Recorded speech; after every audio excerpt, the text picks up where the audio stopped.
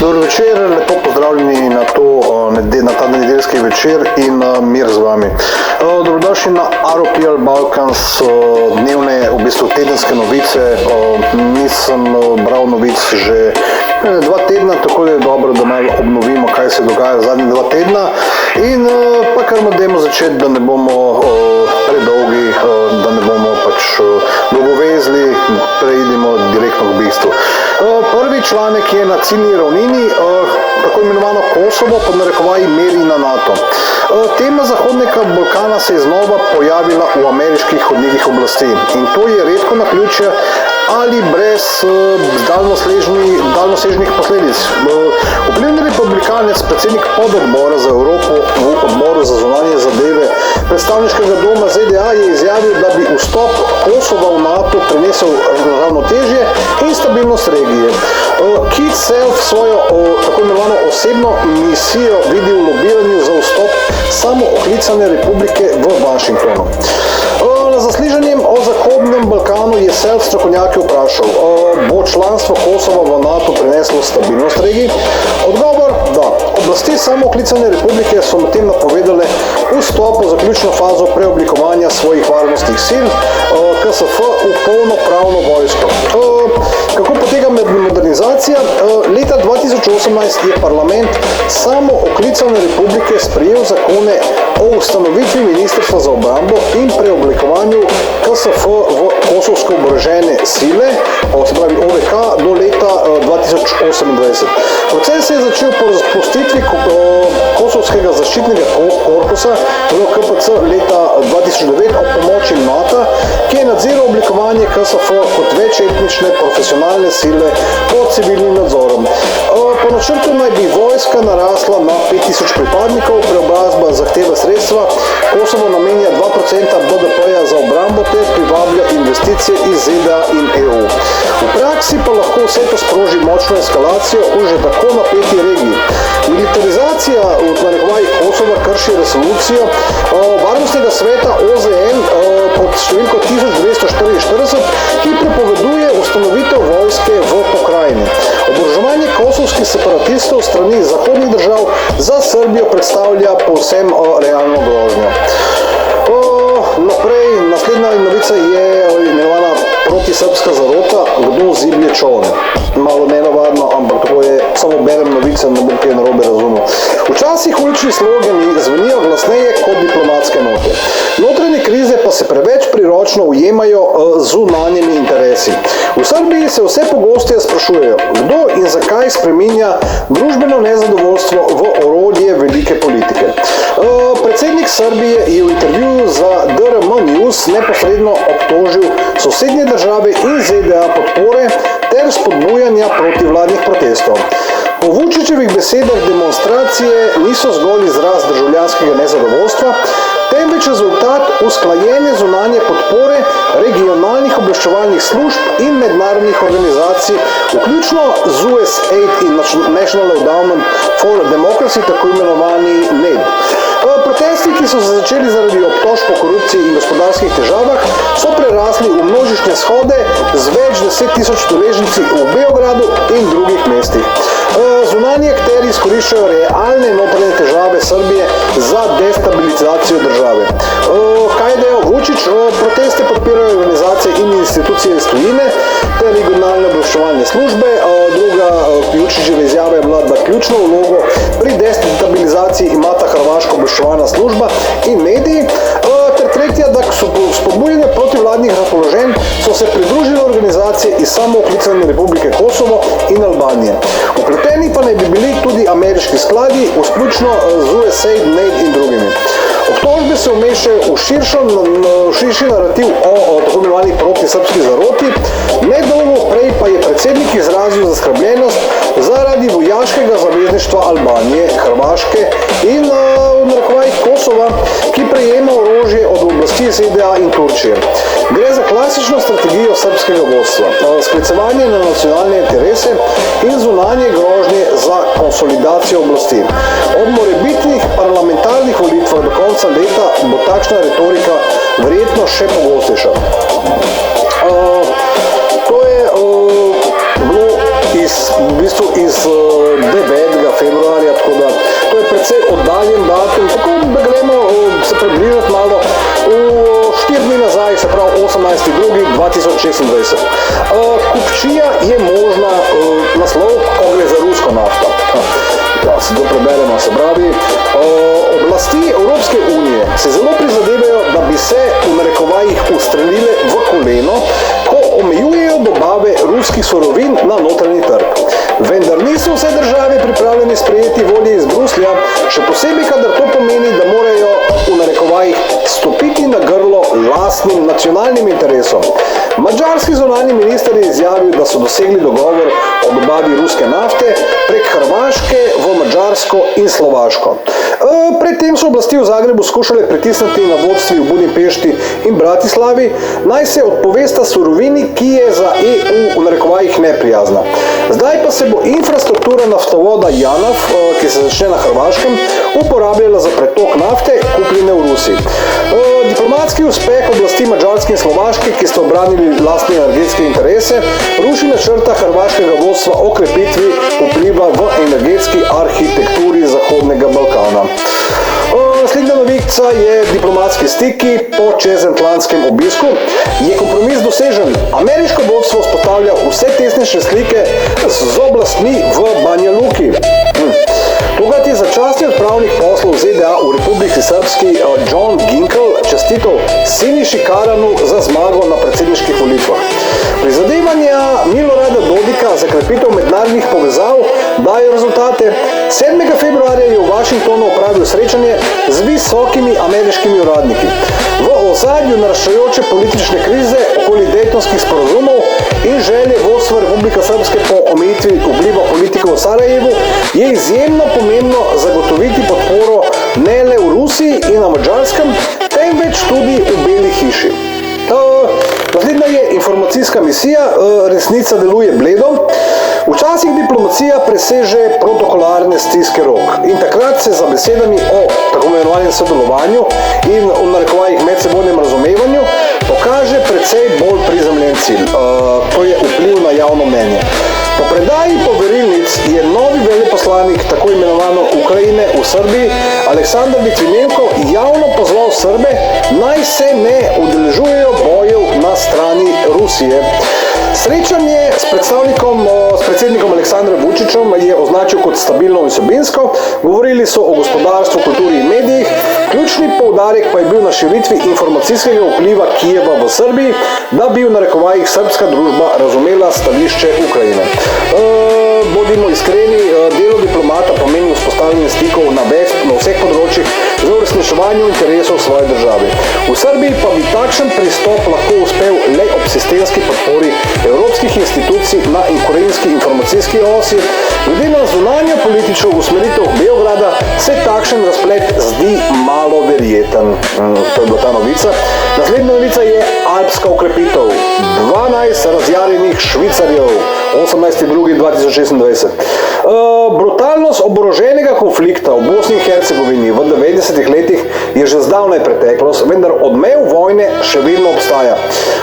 Mirovna misija EU-EUFOR Althea, nameščena v Bosni in Hercegovini leta 2004, danes deluje skoraj kot relikt. Kljub temu se kontingent približno 1000 vojakov še vedno dopolnjuje. Švicarske oblasti so napovedale v narekovajih nepredstavljivo ukrepitev osebja v Bosni in Hercegovini. Odred 12 vojakov bo potoval v državo za izvajanje mirovne misije. Mandat operacije je bil podaljšan do leta 2027 z odločitvijo Varnostnega sveta OZN. V praksi pa mednarodne sile zaradi majhnega obsega in nominalnih prostornosti le malo vplivajo na notranje razmere v državi. Naprej je rdeča cunja. Nažalost, napadi na Srbe in na Kosovo in Metohijo niso več redkost. Kljub številnim poskusom lokalnega prebivalstva, da bi zaščitilo svoje politične pravice in ustavilo diskriminacijo na nacionalni osnovi, se incidenti nadaljujejo.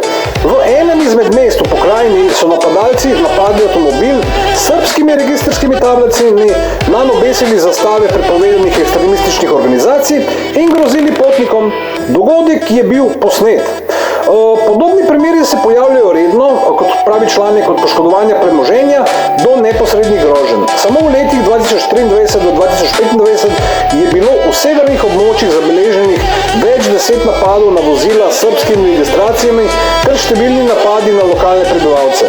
Če bodo varnostne strukture še naprej ignorirale napade na srbsko prebivalcev, se bo napetost stopnjevala in lahko prej ali slej privede do resnejše eskalacije.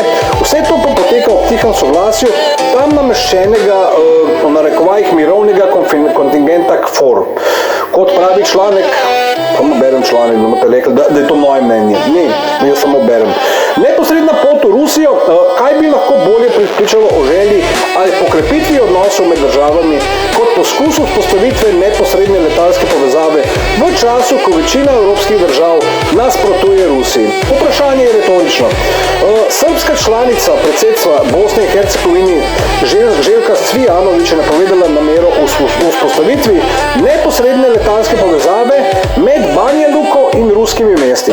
O rokih in podrobnostih še ni informacij, a sam korak pove veliko. V prestolnici Republike Srpske Banja Luki je manjše letališče, ki pa zadostuje za redne polete. Trenutno je najpreprostejša pot iz Rusije v Bosno in Hercegovino prek prestopa v Istanbulu, kar traja 8 do 9 ur. Neposredni let bi pot skoraj prepolovil. Seveda v Sarajevu pobuda verjetno ne bo sprejeta z navdušenjem, zunanja politika in letalska regulativa sta v pristojnosti državne ravni, Bosna in Hercegovina pa ima od leta 2022 status kandidatke za EU. Vsak korak proti sodelovanju z Rusijo hitro postane predmet notranjopolitičnih sporov. Kot operater bi teoretično lahko nastopila družba Air Srbija, ki že izvaja polete v Rusijo in ohranja delovne odnose kljub sankcijskemu pritisku. Naslednja je spet 18.2. Južna postojanka, migracijska kriza v Evropi.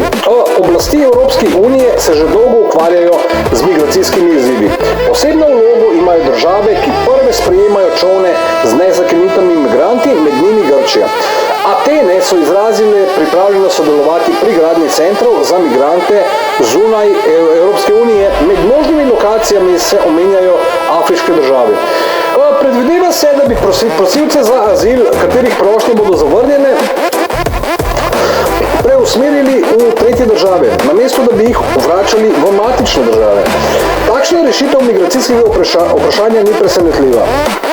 V tem primeru bi migrantom sploh preprečili vstop v EU, namesto da bi jih preusmerili na Kosovo ali v Črnogoro, kot so nekoč predlagali britanski politiki.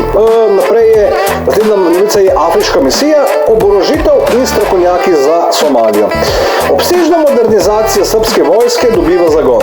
Poleg nakupa tujega orožja je Beograd pripravljen ponuditi tudi domačo vojaško tehniko za izvoz. Somalski mediji poročajo, da srbski inštruktori uporabljajo lokalne vojake za upravljanje tankov M84 AC3. V prihodnjih tednih naj bi dostavili 17 takšnih bojnih vozil in nedoločeno število brezpilotnih letalnikov. Kakšen tank je M84 AC3? On je glavni bojni tank srbske vojske. Gre za temeljito modernizirano različico sovjetskega T-72M1, opremljen je z izboljšanim sistemom za nadzor ognja, nakupili ima daljinsko vodeni bojni modul z mitraljezom kalibra 12,7 mm. Omenjena je tudi integracija sistema za elektronsko bojevanje. To ni prvi primer, ko se srbsko orožje in strelivo pojavita v Afriki. Se pravi, vodstvo v Beogradu aktivno razvija obrambno industrijo tako za domače potrebe kot za izvoz zainteresiranim kupcem. Naslednja je z 19.2. bo dovolj moči o ambicioznih ciljih in realnosti. Srbija se pripravlja, da postane novo IT središče. Za zdaj predvsem na ravni izjav, vendar pobuda prihaja neposredno od predsednika. Aleksandar Vučić je izjavil, da je treba pritegniti investicije v razvoj umetne inteligence in izobraževanje mladih strokovnjakov. Trenutno se nahaja na obisku v Indiji, eni vodilnih IT velesil na svetu. Ključna težava tako ambicioznih načrtov pa je proizvodnja zadostne količino električne energije za delovanje novih tehnoloških centrov in podatkovnih središč. Zato je potreben celovit infrastrukturni načrt razvoja energetike. srbsko gospodarstvo našlo potrebna sredstva, ostaja odprto vprašanje. Precej zanimivo vprašanje. Naslednja novica je topel sprejem. Novi veleposlanik tako imenovano Ukrajine v Srbiji, Aleksandar Litvinenko, po predaji pogrilnic ni izgubljal časa. Po srečanju s predsednikom se je sestal s predsednikom vlade Đurom Macutom. Sprejem je bil izrazito prijazen, pravi članek. Macut je poudaril pomen odnosov med državama in možnost širšega sodelovanja. Potrdil je tudi, da bo Srbija še naprej pošiljala humanitarno pomoč Ukrajini, država obenem ohranja vojaško nevtralnost in ne uvaja sankcij proti Rusiji, s čimer skuša ohraniti ravnotežje med različnimi centri moči. Ob govorih o nevtralnosti je tako aktivno delovanje ukrajinskega predstavnika pomenljivo. Očitno v Kijevu razumejo kompleksnost položaja srbske oblasti, ki poskuša ohraniti večvektorsko zunanjo politiko in to skušajo izkoristiti v kontekstu pogajanj o pristopu EU. No, tukaj imate tole. Se pravi, naslednja novica je neznano truplo. Del nečesa večjega. Pozno zvečer 18. februarja so na pločniku v ulici Kneginje Zorke v beograjski četrti Vračar našli truplo prekrito s plastiko. Policija je kraj dogodka zaprla in opravila ogled. Po navedbah lokalnih medijev očitnih znakov nasilne smrti niso odkrili, identiteta pokojnega še ni razkrita. Čakajo na rezultate obdukcije in odločitev tožilstva. Vračar je osrednji stanovanjski del Beograda, v bližini hrama Svetega Save.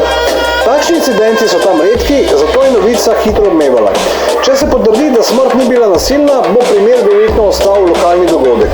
Sam obseg odziva pa kaže, kako občutljivo je vsako izredno dogajanje v središču srbske prestolnice. Gremo naprej. Protest na zunanje izvajanje. Val demonstracij v Srbiji se nadaljuje. Tokrat so se na ulicah Beograda zbrali delavci komunalnega podjetja, ki nasprotujejo prenosu določenih storitev na zasebne izvajalce.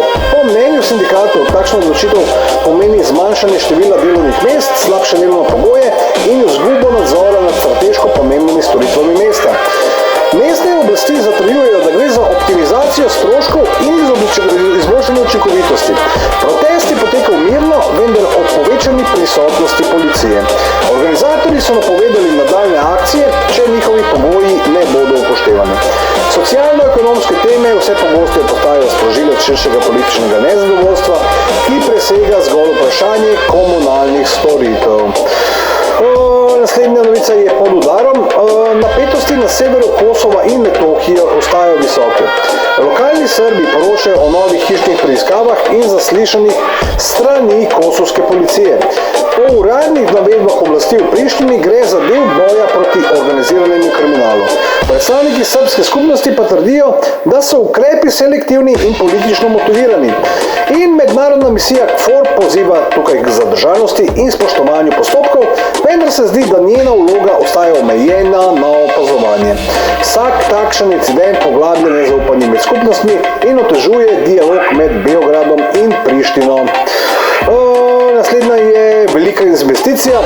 Vlada Hrvaške je napovedala obsežen infrastrukturni projekt modernizacije železniškega omrežja.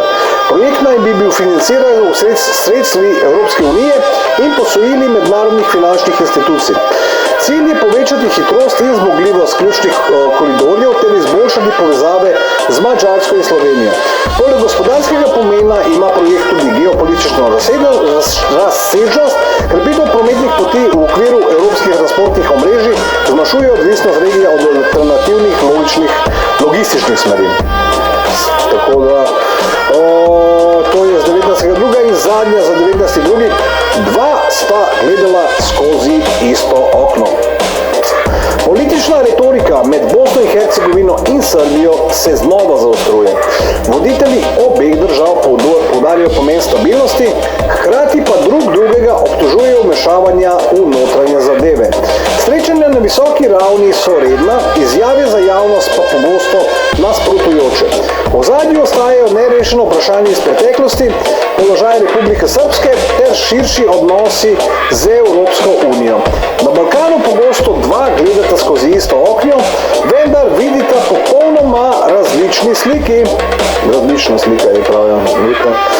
In gremo naprej, da ne filozofiramo preveč na filozofiji, ampak bomo ostali pri novicah, v bistvu. Ne moramo filozofirati o novicah. Jih moramo najprej prebrati, bojo drugi bolj usposobljeni potem filozofirati o tem. Prav, zmanjšanje kforja. Trumpu to ni več zanimivo. V Beli hiši nova administracija aktivno preučuje sodelovanje ameriških vojakov v mednarodnih misijah. Sedaj so se pozornosti uradnikov se je znašla tudi Priština. Kot piše Politico, Američani resno razmišljajo o možnosti zmanjšanja prisotnosti v KFOR-ju, mirovnih silah NATO v Kosovi in Metohiji. Trenutno je kontingent ocenjen na 4500 oseb, od tega približno 600 pripadnikov ameriške vojske.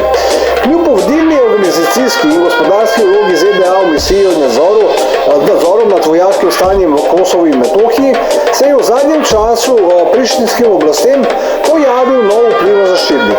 Turško vodstvo aktivno opremlja kosovske vojake z moderno oborožitvijo, gradi tovarne in proizvodnjo brezpilotnih letal in izvaja skupne vaje.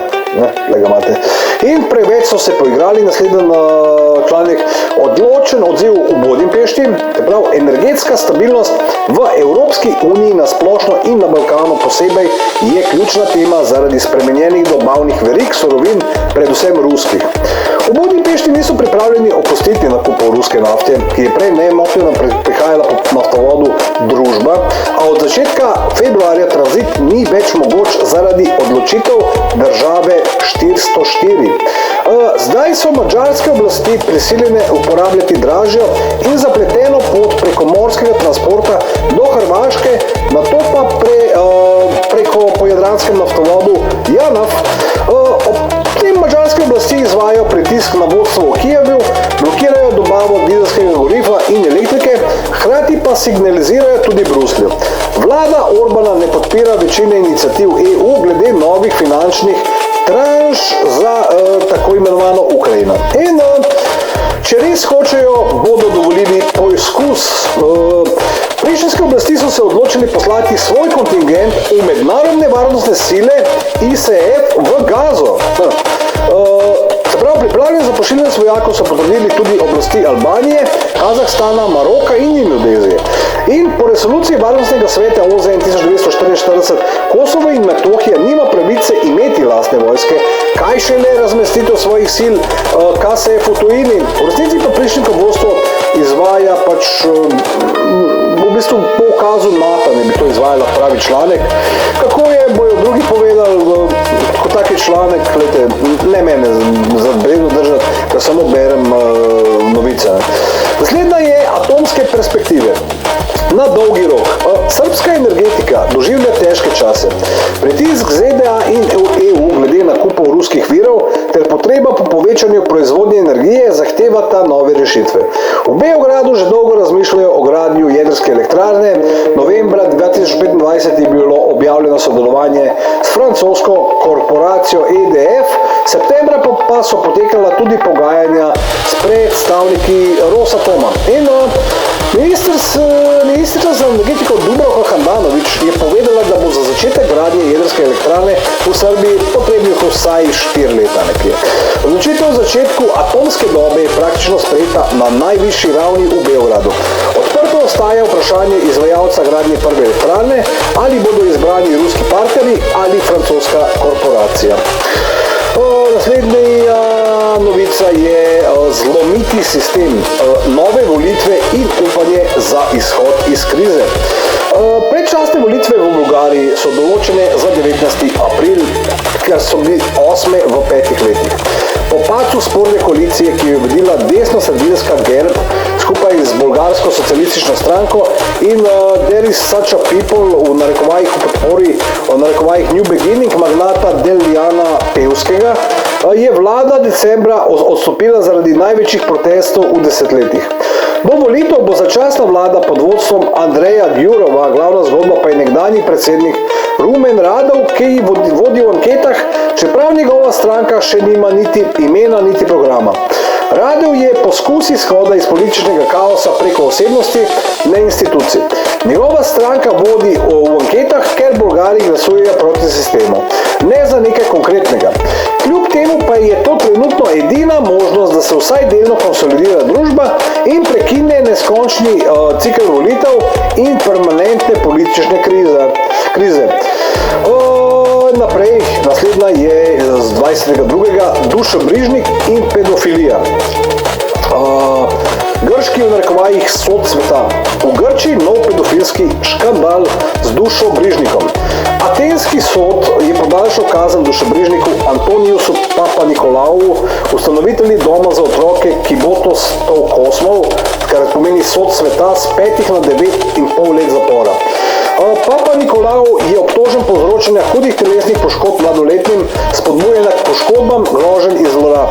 4 njegovi sodelavci so prav tako spoznani za krive podobnih dejanj. Kibotos Kosmov ni le otroški dom. Organizacija je prejemala državno podporo, dobrodelne prispevke in pomoč po programu COVID-19. Se predstavljala kot struktura, ki rešuje otroke, medtem ko so bili ti dejansko sistematično izpostavljeni fizičnemu in psihološkemu nasilju. Škandal je bil razkrit novembra 2022. Sodna postopka še trajata. Obstajata še 2 ločena primera glede spolnega nasilja nad otroki in finančnih kaznivih dejanjih. Sod je Papanikolaua obsodil na 9 let in 6 mesecev, a lahko kazen pretvoril denarno, 10 evrov na dan, kar pomeni več kot 60 000 evrov. Papanikolaou se lahko izogne zaporu, če plača denar, kar pa devalvira trpljenje žrtev. Naslednja je slepi pogovori. O vstopu Srbije v EU se govori že več kot 10 let. Nova seja delovne skupine z Evropsko komisijo je pokazala, da proces formalno poteka, a resnih premikov ni pričakovati. Udeležili so se Ana Brnabić, Siniša Mali, Ivica Dačić, Nemanja Starović, Nenad Vujić, Dragan Glamotić ter predstavniki predsedniške administracije in delegacije EU v Srbiji. Obravnavili so reforme in stanje pogajalskih poglavij. Ključne teme so bile poglavje 23 in 24, sodstvo in vladavina prava ostajata glavni pogoji napredka. Zunanja politična koordinacija, usklajena z odločitvami EU, dialog o Kosovu, odsotnost trajnih dogovorov vpliva na celoten proces. Proces se vleče leta in se vedno manj dojema kot strateški cilj, preko dialog po inerciji. Ob gospodarskih in socialnih izzivih je podpora članstvu v EU v srbskem društvu nestabilna. Daljša negotovost glede rokov šibi dojemanja ideje eurointegracije kot edine možnosti razvoja. Naslednja je dobre novice. Stanje srbskega gospodarstva pušča veliko željo.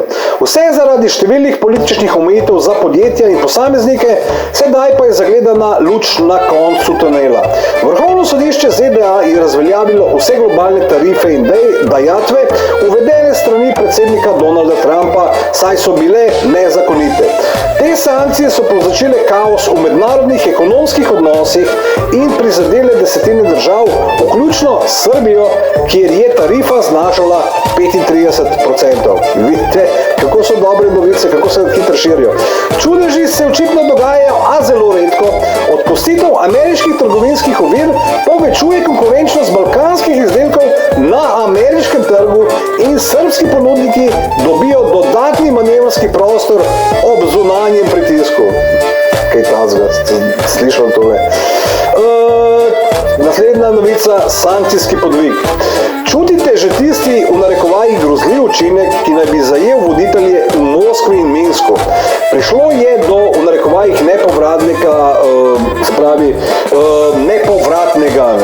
kar ne gre nazaj. Nazaj ne gre. Oblasti Prištine so podprle 19. paket sankcij EU proti Rusiji in Belorusiji. In zdaj se bo vse spremenilo. Spoiler, ne, pravi članek. V vladi Kosova in Metohije so razglasili v narekovajih popolno uskladitev zunanjo politiko EU. Paket vključuje omejitve proti številnim podjetjem in posameznikom, strožje izvozne kontrole in ukrepe proti zaobidenju sankcij. Kosovo ni v EU in ga 5 držav sploh ne priznava. A od 2022 sledi odločitvam bruselskih v narekovajih kuratorjev. Premier Albin Kurti je že napovedal 100% sinhronizacijo z Zahodom in to dosledno izvaja. Problem je, da se lahko tolčeš ob zaprta vrata, a v EU separatistov ne vabijo. Lahko pa tolčeš po vratih, ni manjga problema. Ali ima dogodek dolgoročne posledice? Ne. Neprepoznano ozemlje bo ostalo neprepoznano, njegovo vodstvo pa bo še naprej prosilo zahodne partnerje in hkrati nadlegovala prosrbsko prebivalstvo. In prav članek. Naslednja je taškentski vektor. Medtem ko EU razpravlja o novih omejitvah, srbsko vodstvo krepi delo proti vzhodu. V Taškentu je namestnica predsednika vlade Srbije Adriana Mesarović imela pogovore z namestnikom premijerja Uzbekistana za investicije in zunanje gospodarske vezi Jamšidom Hodžajevom. Dogovorili so se o konkretnem koraku za vzpostavitev preferencialnega trgovinskega režima za izdelke z največjim potencialom, znižanju tarifnih ovir, razširitvi dostopa do trgov in privabljanju uzbekistanskih investicij v srbsko gospodarstvo. V kratkem se pričakuje obisk uzbekistanskega podpremierja v Beogradu z veliko poslovno delegacijo. Po zadnjih podatkih več kot 60% srbskega zunanjega trgovanja poteka z državami EU, stiki s Srednjo Azijo so manjši, a obe strani želita povečati obseg trgovine še letos. In če bodo mehanizmi delovali, pravi članek, bo srbska vlada pridobila dodatni kanal za diverzifikacijo izvoza in investicij. Uzbekistansko vodstvo pa dostop do mreže prostotrgovinskih sporazumov, ki jih ima Srbija. Za regijo je to znak krepitve gospodarskih vezi med Balkanom in Srednjo Azijo. Zdaj pa gremo na zadnje 2 dni, se pravi včeraj in danes, se pravi sobota, nedelja, vikend, novice so takle. Protiruski protest v Beogradu, naključje ali nov pritisk? Članek pravi, najmanj bi pričakovali koncentracijo rusofobnih stališč v quote-unquote bratski državi. Zdi se, da bi ista religija in skupna kulturna koda morala preprečevati takšne akcije. Kljub temu lahko zunanji vplivi vplivajo celo na temeljno stvar. 24. februarja so v Beogradu in Novem Sadu napovedani protiruski shodi ob obletnici začetka vojaške operacije. Organizatorji so ukrajinski begunci, ruski preseljenci in del liberalnih aktivistov iz Srbije. Hkrati so predstavniki gibanja Narodna patrulja v narekovajih pozvali k protestom na istih lokacijah, srbsko in rusko zastavo kot alternativo. Pomembno, v letih 2022 in 2023 so podobni dogodki privabili zelo malo udeležencev. Veliki del aktivistov so bili ruski preseljenci, tesno povedani zahodnimi nevladnimi organizacijami. Po seriji preklicev dovoljen za bivanje in prepovedi vstopa je najbolj radikalna aktivnost izginila. Situacija se je spremenila z imenovanjem novega veleposlanika tako imenovano Ukrajine v Srbiji, Aleksandra Litvinenka. O njem in njegovih srečanjih s predstavniki srbske oblasti se je že poročalo in v takih primerih naključja redko obstajajo. Tudi lučka obstaja, ampak se mora prežgati prva. V glavi seveda. Trenutno vse kaže, da skušajo nasprotniki izkoristiti srbsko protestno gibanje, ki je mobilizirano zaradi notranjih problemov za promocijo svojih rusofobnih idej, pravi članek. Naslednja novica od včeraj, Pariški impuls. Pa da vidimo. Po obisku Emmanuel Macrona v Beogradu je tema članstva Srbije v EU ponovno zavzela osrednje mesto v dvosmernih stikih. Veleposlanica Francije Florence Ferrari je poudarila, da podpora članstvu ostaja eden ključnih segmentov sodelovanja. Po njenih besedah se integracija Srbije v EU obravnava kot dolgoročen politični cilj. V Srbiji delujejo francoska podjetja v energetiki, transportu in infrastrukturi. Obseg investicij investicij je presegel 3 milijarde evrov. Francoska stran povezuje ekonomsko prisotnost s približevanjem srbskih standardom EU. Podpora oblasti v Parizu kaže, da članstvo ostaja instrument vpliva na notranje reforme. Nadaljni razvoj bo odvisen od političnih odločitev v Beogradu in tempa izpolnjevanja pogajalskih pogojev. Albanci so danes pokazali, da gre za težko nalogo. Bencin bo, naslednja novica, še en mesec, je pravi članek. Energetska kriza v Srbiji je uspešno preložena za še en mesec. Ameriška agencija za nadzor tujih sredstev OFAC je podaljšala licenco za delo srbskega naftnega podjetja NIS do 20. marca. Prej je MOL Group 19. januarja podpisala obvezujoč sporazum z Gazprom Neftom za nakup večinskega paketa delnic NIS. Pogodba pa ne more biti zaključena brez odobritve Washingtona. OFAC mora projekt odobriti. Hkrati MOL vodi pogovore z Adnoc o vstopu v kapital NIS kot manjši delničar. Zato bo potrebna tudi sankcija ameriške strani. Podaljšanje licence omogoja NIS, pravi naftni industriji Srbije, da še en mesec zagotavlja dobavo surove nafte, predelavo na rafineriji v Pančevo in redno oskrbo trga z naftnimi izdelki, dokler pogodba ni dokončana. Srbija je dobila dovoljenje za pogajanja o izstopu ruskega kapitala iz naftne industrije Srbije do 24. marca. Sprav, naslednji mesec, to je glih čez en mesec in to je to. Naslednja je normalizacija po kosovsko. Kaj vse je človek pripravljen narediti zaradi denarja? Zaradi evropskega denarja je vodstvo Kosova in Metohije pripravljeno na marsikaj, a celo na normalizacijo s Srbijo. Toda samo po svojih pogojih. Evropska komisija je pripravljena plačati oblasti Kosova 882 milijonov evrov v okviru plana rasti za Zahodni Balkan. Toda denar prihaja s pogoji, glavni je, v narekovajih, konstruktivno sodelovanje pri normalizaciji odnosov med, v narekovajih, Kosovom in Srbijo. Kosovski parlament je 13. februarja ratificiral sporazume z EU, zdaj Bruselj pričakuje formalno obvestilo o uveljavitvi mednarodnih sporazumov, da lahko izplača predfinanciranje do 7% celotnega zneska. Iz 882 milijonov evrov je 253 milijonov nepovratnih sredstva, preostanek 629 milijonov je kredit.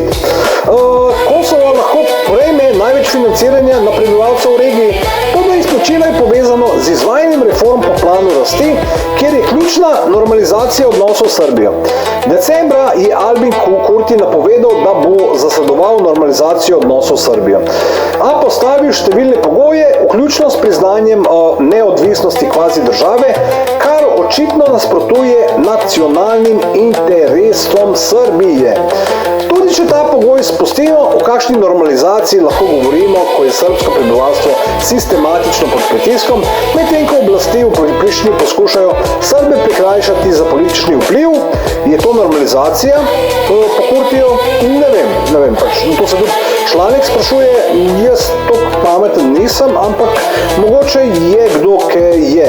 Ampak pustimo to za kdaj drugič. Naslednja novica je še zmeraj z 21. od včeraj. Strelivo za izvoz. Medtem ko v Evropi razpravljajo o preoborožitvi, podjetja v Bosni in Hercegovini že beležijo dobiček.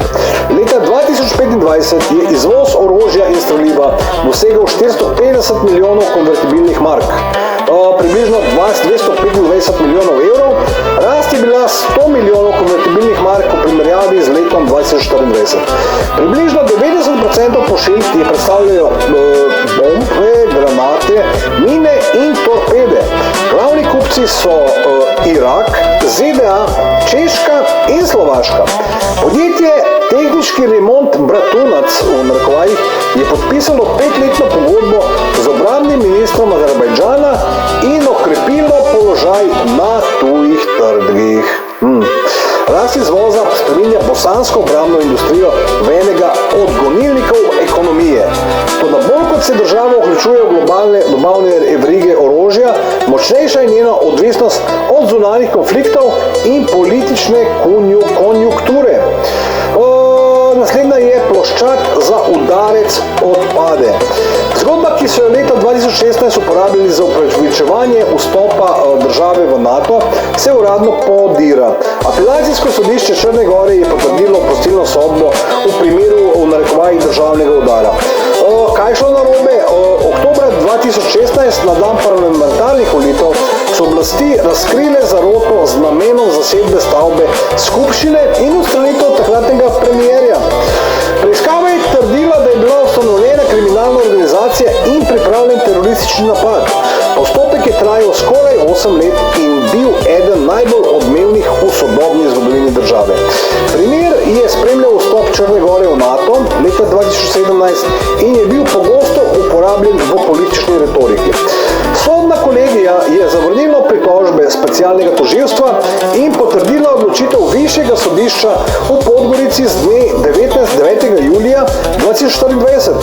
13 obtoženih, vključno z opozicijskimi voditelji Andrija Mandića in Milana Kneževića, je bila dokončno oproščenih. Sodišče je ugotovilo, da dokazov o kriminalni organizaciji in pripravi terorističnega napada ni bilo. Odločitev sodišča dvomi o pravni veljavnosti celotne obtožnice. Za črnogorski sistem je to udarec za tožilstvo in dediščina dobe Milota Đukanovića, za regijo pa signal, da politično obarvani procesi s časoma preidejo na sodno presojo. In zdaj še dve današnji novici, v bistvu ni velik, se pravi Kosovo v Gazi, sem navezal že prej, izpred 3 dni, ampak se sprašuje članek, ali se kvazi država pridružuje mednarodnim silam OZN. Po spletu so se pojavile govorice, da se je Kosovo prvič pridružilo mednarodnim mirovnim silam pod mandatom OZN po sprejetju rezolucije 2008-2025. Poglejmo, kaj je res, pravi članek. Vodstvo Kosova je napovedalo pripravljeno za sodelovanje v mednarodni stabilizacijski sili ISF v Gazi. Toda to ni klasična misija OZN. Rezolucija 2803 Varnostnega sveta 17. novembra 2025 je odobrila 20-točkovni načrt za Gazo in sankcionirala ustanovitev ISF, a pod upravo ne OZN, temveč Board of Peace, organ, ki ga je ustanovil Donald Trump. Kosovo ni član OZN, ker Rusija in Kitajska blokirata članstvo v Varnostnem svetu. Sodelovanje Kosova v ISF je del njegove vloge v Board of Peace, kjer je po povabilu Trumpa eden izmed ustanoviteljev. Tako se kvazi država uradno ni pridružila mirovnim silam OZN. Njeno sodelovanje velja kot prispevek k mednarodni sili ustanovljeni po mandatu Varnostnega sveta. Stara dobra OZN je že večkrat dokazala svojo neučinkovitost in izgubljen nadzor, medtem Trump gradi novo arhitekturo mednarodne varnosti in oblikuje nov svetovni red, pravi članek. In še članek za konec, ni denarja ni za Srbe. Parlament Kosova je sprejel proračun za leto 2026 v višini 4 milijarde evrov. Nobeno ministrstvo ni dodelilo niti enega evra za 10 občin s srbskim prebivalstvom. To ni napaka, temveč politika. Poslanici Srbske liste Igor Simić je analiziral proračun in ugotovil, nič investicij v srbskih občinah, ni kapitalnih projektov, ni izboljšav infrastrukture. Srbska lista je predlagala 9 amandmajev za investicije v srbskih območjih. Za njih je glasovalo le 9 poslancev same Srbske liste, preostalih 110 poslancev parlamenta je glasovalo proti. Denar je, a je porazdeljen tako, da srbskih občin ne doseže. Občini Zvečan je za kapitalne investicije predvidenih 700 tisoč evrov, od tega 600 tisoč evrov gre 3 albanskim vasicam, kjer živi manj kot 3% prebivalstva, preostalih 97% ki so Srbi, dobi pa 100 tisoč evrov. pravi članek. Simić poudarja, da vlada v Beogradu poskuša pomagati Srbom preko svoje kancelarije za Kosovo in Metohijo. To, da oblasti v Prištini blokirajo neposredno pomoč in kosovskim Srbom ne ostane nobena podpora. Albanske oblasti nadaljujejo politiko sistematičnega pritiska na srbsko prebivalstvo, da jih popolnoma iztisnejo iz Kosova, kar proračunski incident ponovno potrjuje. To je bilo to za današnje, v bistvu za vikend novice. Upam, da so bile koherentne, da so bile razumljive. Če imate kakšne komentarje, prosim, spustite jih spodaj, če imate kakšno kritiko, jo tudi pustite spodaj z veseljem, pohvalo tudi z veseljem, vse preberem. Imejte se fajn, imejte še lep preostanek vikenda in vesel začetek tedna jutri. Lep pozdrav in božji blagoslovi z vami.